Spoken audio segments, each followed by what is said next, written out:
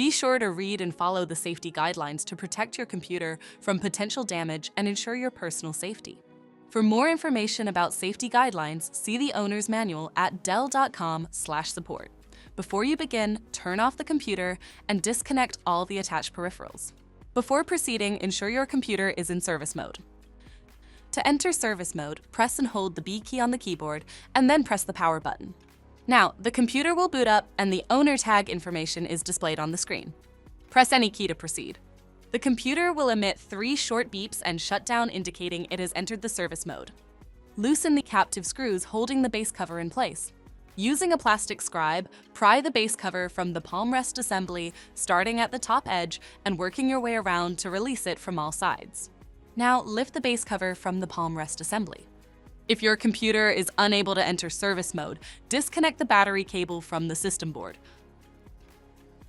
To remove the solid-state drive 2230, identify slot 1 and slot 2. For slot 1, loosen the 2 screws. Lift the solid-state drive thermal shield. For slot 1 and slot 2, remove the screw that secures SSD.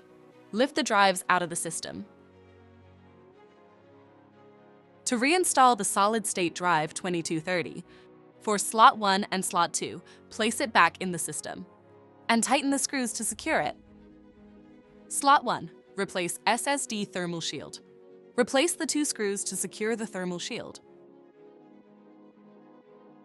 If the battery cable was disconnected earlier, make sure to reconnect it to the system board.